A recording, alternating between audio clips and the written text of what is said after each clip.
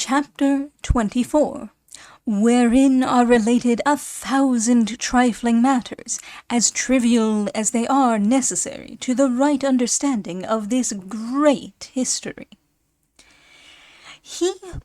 He who translated this great history from the original written by its first author, Cide Hamete Benengeli, says that on coming to the chapter giving the adventures of the cave of Montesinos, he found written on the margin of it, in Hamete's own hand, these exact words: I cannot convince or persuade myself that everything that is written in the preceding chapter could have precisely happened to the valiant Don Quixote, and for this reason that all the adventures that have occurred up to the present have been possible and probable.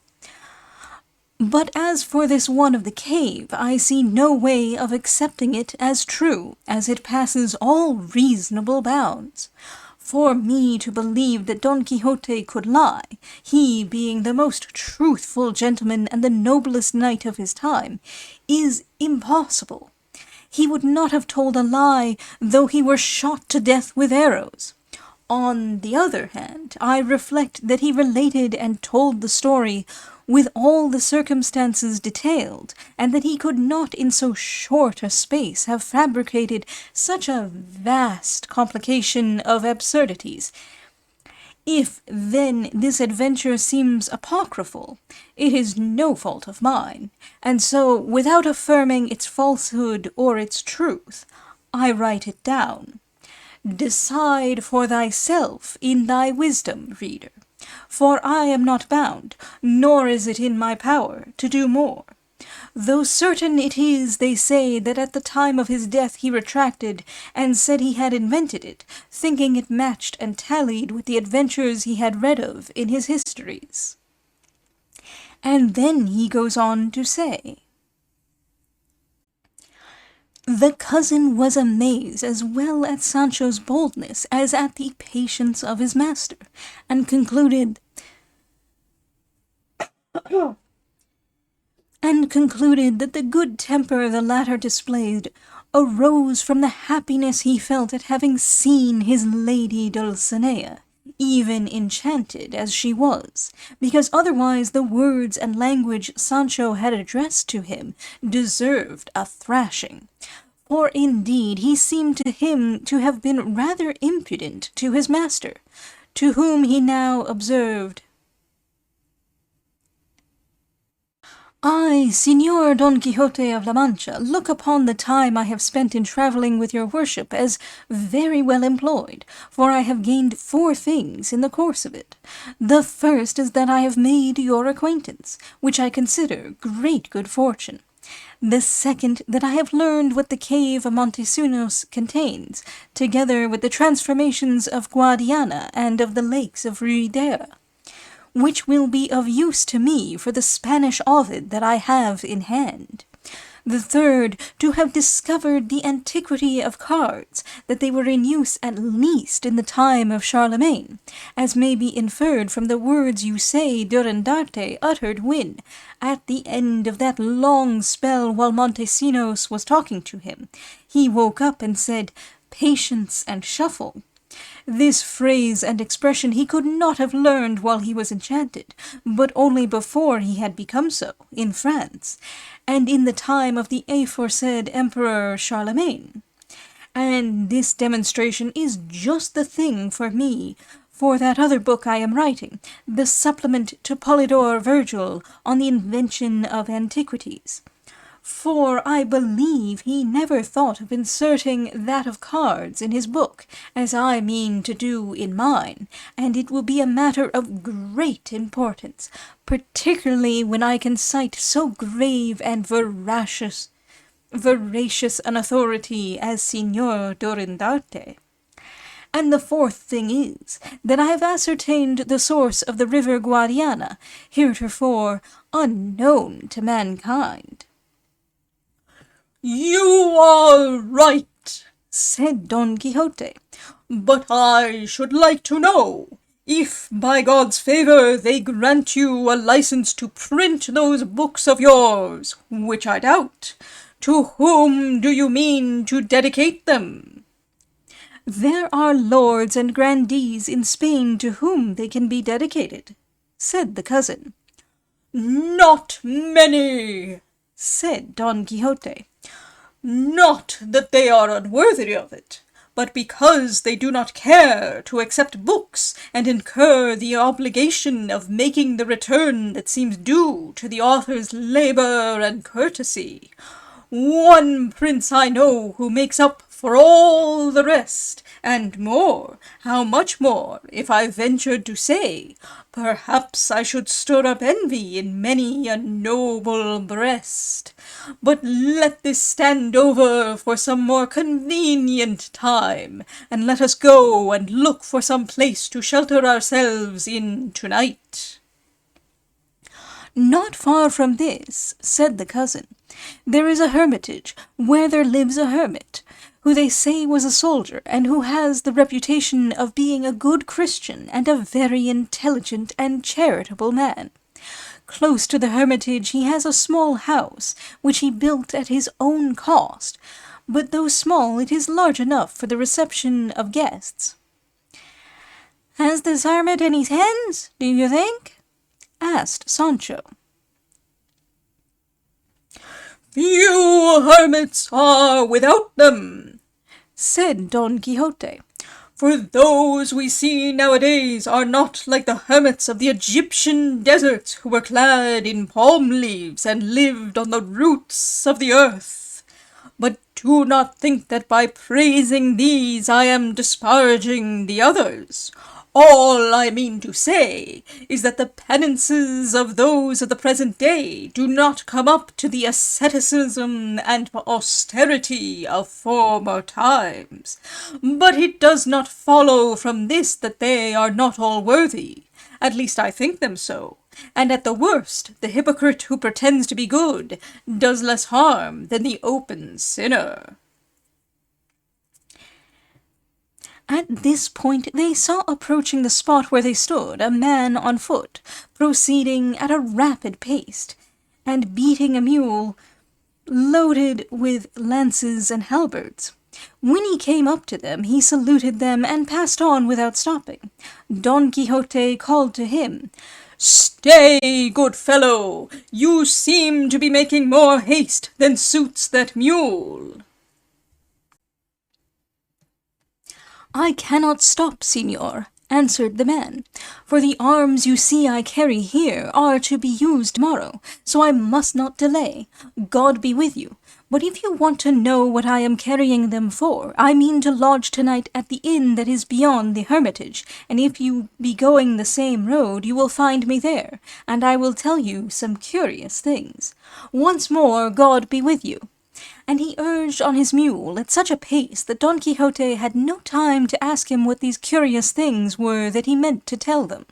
And as he was somewhat inquisitive, and always tortured by his anxiety to learn something new, he decided to set out at once, and go and pass the night at the inn instead of stopping at the hermitage, where their cousin would have had them halt.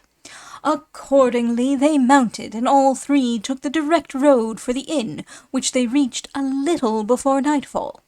On the road the cousin proposed they should go up to the hermitage to drink a sup. The instant Sancho heard this, he steered his dapple towards it, and Don Quixote and the cousin did the same. But it seems Sancho's bad luck so ordered it that the hermit was not at home, for so a sub-hermit they found in the hermitage told them. They called for some of the best. She replied that her master had none, but that if they liked cheap water she would give it with great pleasure. "If I found any in water," said Sancho, "there are wells along the road where I could have had enough of it. Ah, Camacho's wedding and plentiful house of Don Diego, how often do I miss you!"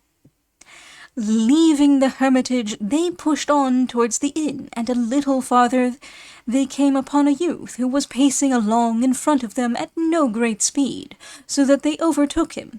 He carried a sword over his shoulder, and slung on it a budget or bundle of his clothes, apparently, probably his breeches or pantaloons, and his cloak and a shirt or two, for he had on a short jacket of velvet with a gloss like satin on it in places, and had his shirt out. His stockings were of silk, and his shoes square-toed, as they wear them at court. His age must have been 18 or 19. He was of a merry countenance, and to all appearance of an active habit, and he went along singing seguidillas to beguile the wearisomeness of the road. As they came up with him, he was just finishing one, which the cousin got by heart, and they say ran thus: I'm off to the wars for the want of pence. Oh, had I but money, I'd show more sense. The first to address him was Don Quixote, who said, You travel very airily, Sir Gallant. Whither bound, may we ask, if it is your pleasure to tell us? To which the youth replied, The heat and my poverty are the reason of my travelling so airily, and it is to the wars that I am bound. How poverty? Asked Don Quixote. The heat one can understand. Señor, replied the youth, in this bundle I carry velvet pantaloons to match this jacket. If I wear them out on the road, I shall not be able to make a decent appearance in them in the city, and I have not the wherewithal to buy others.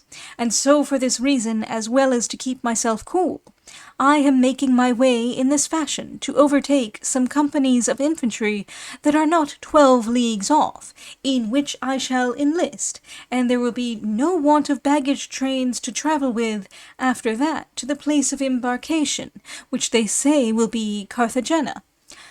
I would rather have the king for a master and serve him in the wars than serve a court pauper. And did you get any bounty now?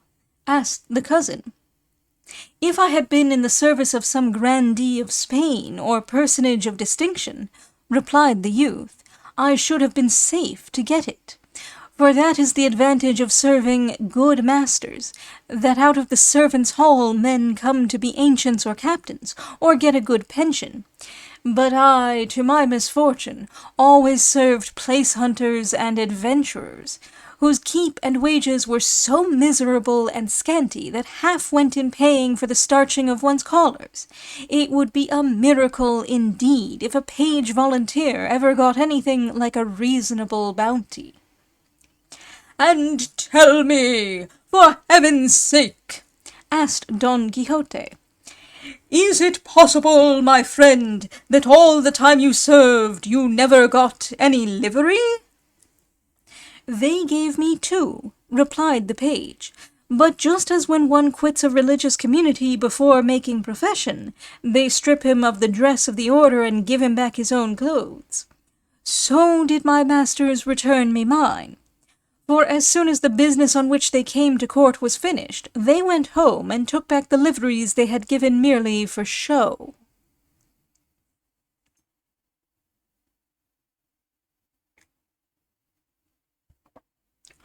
What spilloceria, as an Italian would say, said Don Quixote. But for all that, consider yourself happy in having left court with as worthy an object as you have, for there is nothing on earth more honourable or profitable than serving, first of all God, and then one's king and natural lord, particularly in the profession of arms, by which, if not more wealth, at least more honour is to be won than by letters, as I have said many a time. For though letters may have founded more great houses than arms, still those founded by arms have I know not what superiority over those founded by letters, and a certain splendour belonging to them that distinguishes them above all. And bear in mind what I am now about to say to you, for it will be of great use and comfort to you in time of trouble. It is not to let your mind dwell on the adverse chances that may befall you. For the worst of all is death, and if it be a good death, the best of all is to die. They asked Julius Caesar, the valiant Roman emperor, what was the best death? He answered, that which is unexpected, which comes suddenly and unforeseen. And though he answered like a pagan and one without the knowledge of the true God, yet, as far as sparing our feelings is concerned, he was right. For suppose you are killed in the first engagement or skirmish, whether by a cannonball or blown up by mine, what matters it? It is only dying, and all is over. And according to Terence, a soldier shows better dead in battle than alive and safe in flight. And the good soldier wins fame in proportion as he is obedient to his captains and those in command over him. And remember, my son, that it is better for the soldier to smell of gunpowder than of civet, and that if old age should come upon you in this honourable calling, though you may be covered with wounds and crippled and lame, it will not come upon you without honour, and that such as poverty cannot lessen, especially now that provisions are being made for supporting and relieving old and disabled soldiers. For it is not right to deal with them after the fashion of those who set free and get rid of their black slaves when they are old and useless, and, turning them out of their houses under the pretence of making them free, make them slaves to hunger, from which they cannot expect to be released except by death. But for the present I won't say more than get ye up behind me on my horse as far as the inn, and sup with me there, and tomorrow you shall pursue your journey, and God give you as good speed as your intentions deserve. The page did not accept the invitation to mount, though he did that to supper at the inn, and here they say Sancho said to himself, God be with you for a master. Is it possible that a man who can say things so many and so good as he has said just now, can say that he saw the impossible absurdities he reports about the cave of Montesinos? Well, we shall see. And now, just as night was falling, they reached the inn, and it was not without satisfaction that Sancho perceived his master took it for a real inn, and not for a castle as usual. The instant they entered, Don Quixote asked the landlord after the man with the lances and halberds, and was told that he was in the stable seeing to his mule, which was what Sancho and the cousin proceeded to do with their beasts, giving the best manger and the best place in the stable to Rocinante. How much more, if I ventured to say, perhaps I should stir up envy in many a noble breast. A passing compliment to his patron, the Conde de Lemos.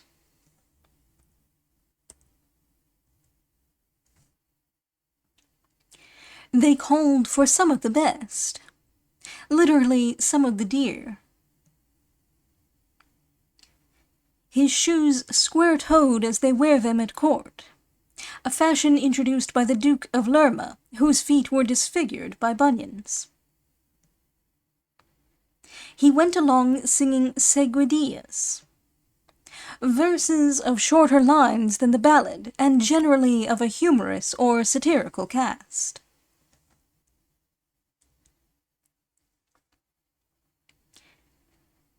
The place of embarkation, which they say will be Carthagena. The war to which the youth was bound was probably that which had arisen in Italy in 1613, out of the conflicting claims of the Dukes of Savoy and Mantua to the Duchy of Montferrat.